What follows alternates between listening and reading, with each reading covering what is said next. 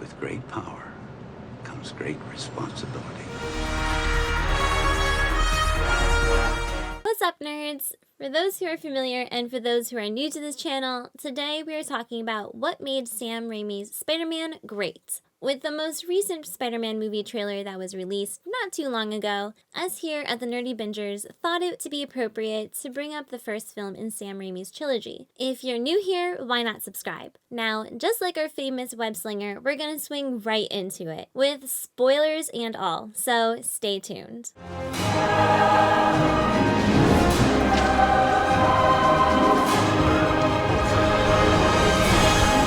Raimi's Spider-Man film is an origin story for Peter Parker and his journey to becoming Spider-Man. Of course, his journey to becoming the web slinger is only accomplished because of his friends and family, such as Mary Jane, Harry, and Norman Osborn, as well as his aunt and uncle. We see Peter being a general awkward nerd and trying his best to get MJ, but just failing. We can all relate to this. The beginning of the film takes its time setting up all of the characters and their relationships. With Spider-Man or Peter Parker, we see the struggles a hero goes through when his personal life is just a mess, especially when his emotions are interfering with his responsibility of being a hero. It shows Peter's relationship with his aunt and uncle while also showing the strain on Harry's and Norman's relationship. We even get a glimpse of MJ's life at school and a life at home, which I'll also get into later. The setting, along with the graphics and stunts, are done very well. The story as a whole is told and portrayed skillfully. It starts us off a day in the life of Peter Parker. Immediately, you can tell this kid is tormented on a regular basis. Even after he gets his powers and starts becoming a hero, he still has problems like any other person would. To interject real quick, bullying is a serious issue. For anyone who is bullied or anyone who knows someone who is being bullied, say something and tell someone. Both the director and Stan Lee say something similar when it comes to the life of Spider-Man. Raimi stated, "Spider-Man is a real person. He is one of us. He's gone through the struggles of being a teenage boy. He can't get the girls. He's broke." With the exception of getting superpowers, Spider-Man's origin story has always had more realism than any other superhero. What I mean by this is his problems don't magically go away once he gets his powers. He still gets teased in and out of high school. He has to look for a job in order to make rent. He still has trouble with getting the girls. And the big one, he has to deal with the loss of a loved one. These things and more make Peter relatable to us. Although they kind of rushed him through high school in this film, it was still a nice transition from start to finish. I honestly sometimes forget that this movie is just about 2 hours long, but honestly, I don't care. The things I expect out of Spider-Man are a great hero, nerdy or shy personality, and even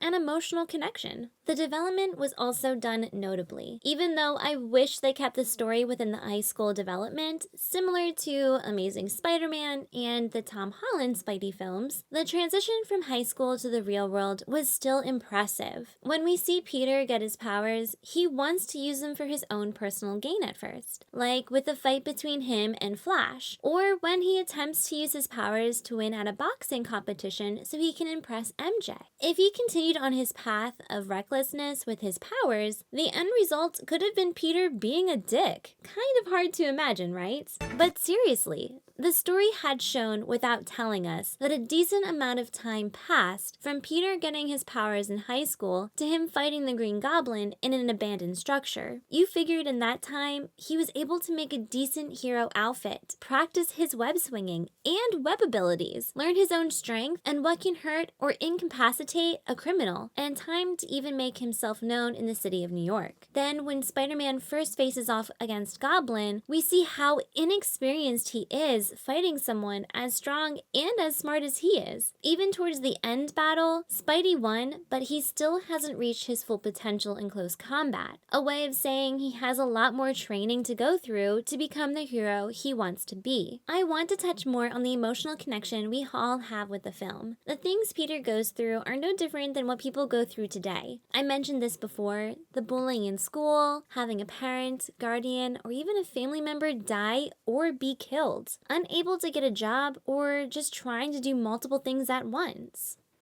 But the one thing they love more than a hero is to see a hero fail, fall, die trying.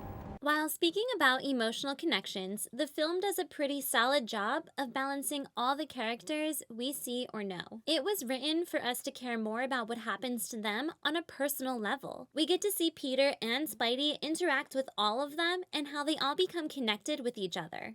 I think it is safe to say that May Parker is the most loved character in the Spidey world. Aunt May's character is very important in Peter's life. Peter has a lot of role models, but Aunt May is definitely the top. Even after the death of her husband, May is still so strong, caring, and hopeful. The actress herself, Rosemary Harris, wasn't sure about the role, but upon telling her friends about her portraying as May Parker, they weren't surprised. When picking the actress to play the live version of Aunt May, I feel the actress has to match the character, not just play a role. They have to have a motherly feel to them along with a caring and charming personality. Like when Aunt May consoles Peter after Uncle Ben's death, or when she's talking to Peter about Mary Jane in the hospital. Even in the hospital, she's still looking out for Peter and his teenage drama. Speaking of MJ, she is more than the girl next door here. We see her home life is crap, and slowly understand hanging out with Flash is more of an escape. I like how she was portrayed in the film as the popular girl with the cool boyfriend, but at home she has abusive parents and some self-esteem issues. Showing that side of her life and not just the good stuff is, in my opinion, a better representation of women and people in general. People can show one side of themselves when they're out with friends, and then something can happen in their personal or home life that can make them act a different way. Ever hear the phrase, "Don't judge a book by its cover"? Not everything is what it seems, and that's what I feel like the director was trying to show us in MJ. Kirsten Dunst portrayed MJ more than just as a damsel in distress type of role. She was eager to put those emotions into the character because it was her own way of playing a powerful or strong woman lead for young girls. Not everyone has a perfect home life.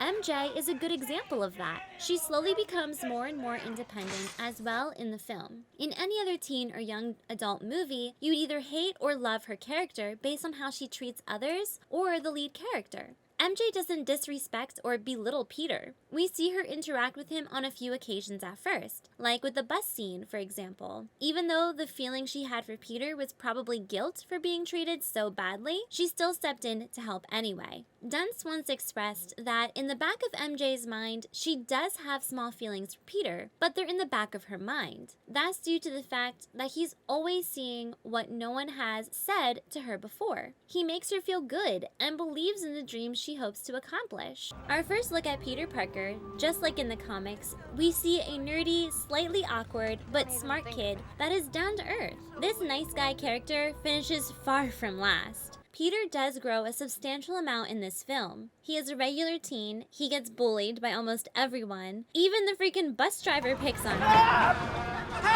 For those who are and are not lovers of comics, they needed the right intro to this character to have a connection to him. I said it before, Peter Parker is a person we can all relate to because he struggles with similar things we go through today. In order to do that, the film needed the right actor who could portray the character, not just by talent, but also by appearances. I firmly believe Tobey Maguire was the right actor for this role. The producers were worried if Tobey Maguire could play the part of Peter Parker. We feel he was a perfect choice for this specific series development, not just by his demeanor, but also his voice acting was perfect, and the way he looks was great. His tone of voice is very smooth, and not too enthusiastic or monotone. As Peter, I think that is perfect, someone who is a genius and yet socially awkward. It is interesting to see the actions of talking or walking differences in Peter versus Spider-Man after his initial transformation. The way I saw it as Peter, he needs to almost put on an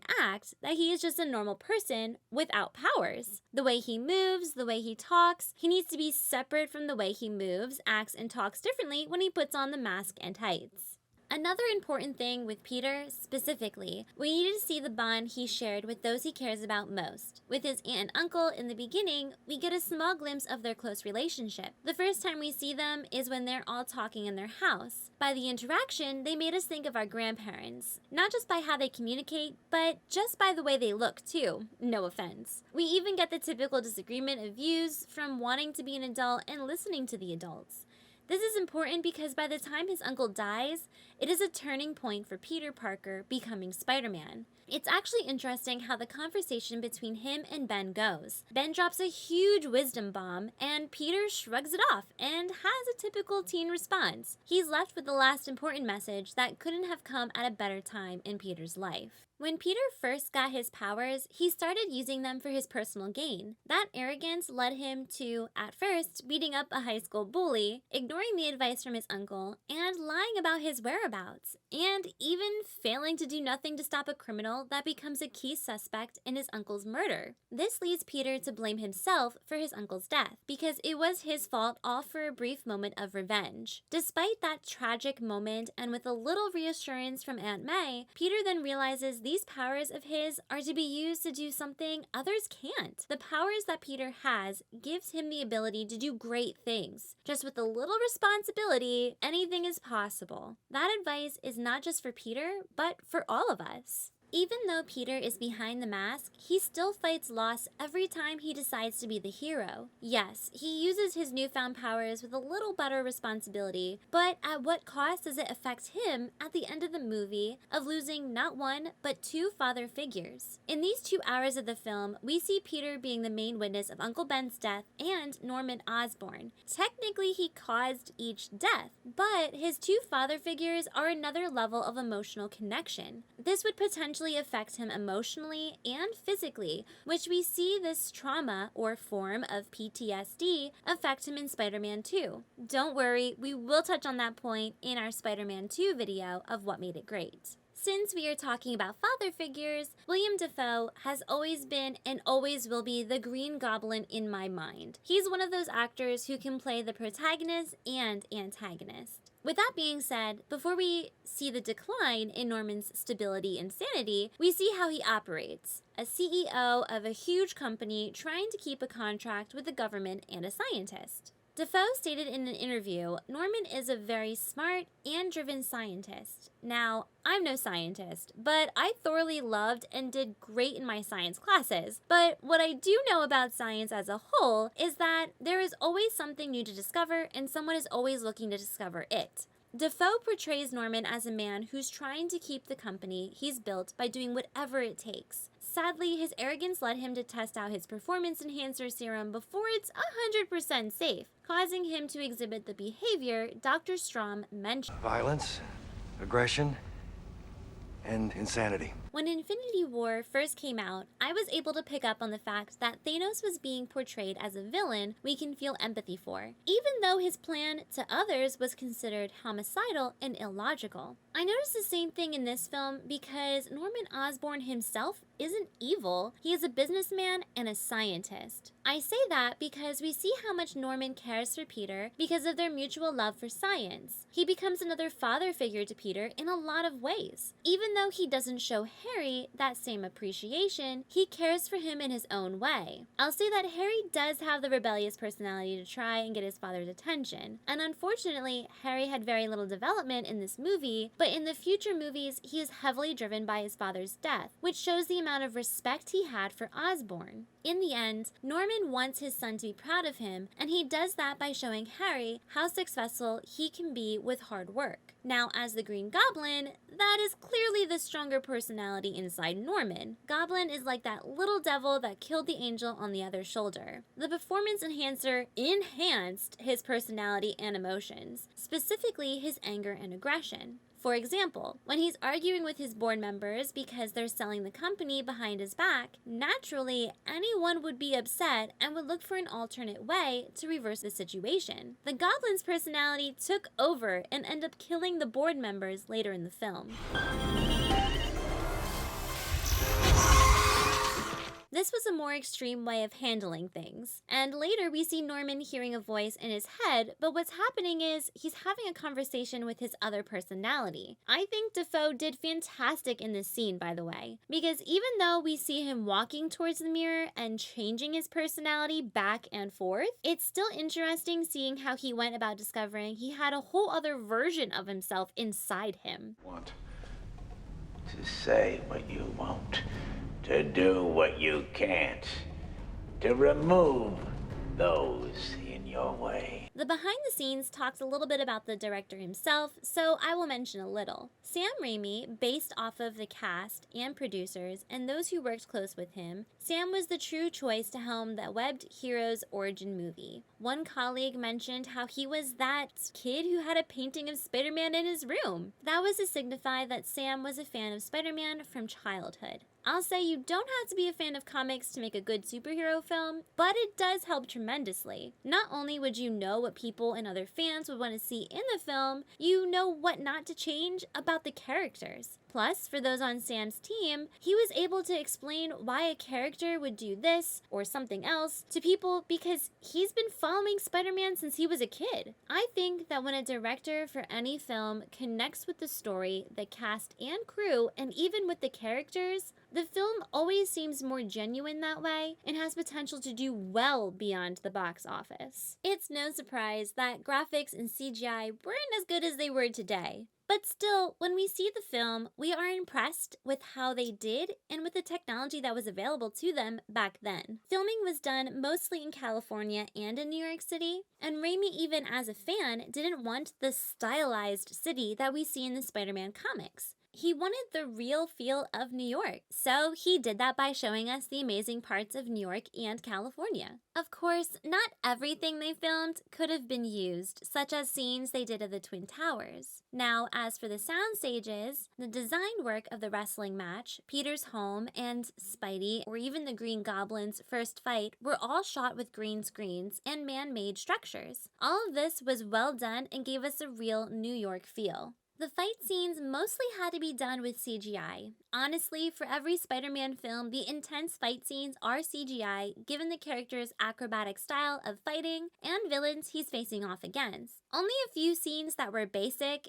hand-to-hand combat were the actors themselves, with the help of some crane work. We thought it was interesting that for the Goblin's design, they actually made an animatronic mask originally. To be honest, that would have been more creepy in the movie. The comics do portray an actual goblin-like head, and I think if this movie was made today, we could get a really good goblin mask or something that would look incredible. But the mask used for the goblin still did justice to the character, making him appear menacing and dangerous. We thought it was interesting that Spider-Man and Green Goblin couldn't be behind the same screen at the same time. When Spidey was shot behind a green screen, Goblin was shot behind a blue screen. Of course, we can't help but mention the webbing itself was CGI. The web is always CGI. The film is great. This is an example of how an origin film should be, especially by a director that has passion for the characters themselves. Spider-Man has progressed as the years have passed, and with the new Spider-Man film being released shortly, we are glad that we got to put out this kind of video. And with the idea of a multiverse out there, we may even see Maguire back in his Spider-Man outfit. As always, bingers, thank you for keeping up with us and our videos. For those new to the channel, I'm happy to see you made it to the end of our video, and if you enjoyed the video, consider subscribing or sharing the video with your friends. Make sure you ring the bell so you don't catch these videos late. Now stay nerdy and keep binging. We'll see you next time.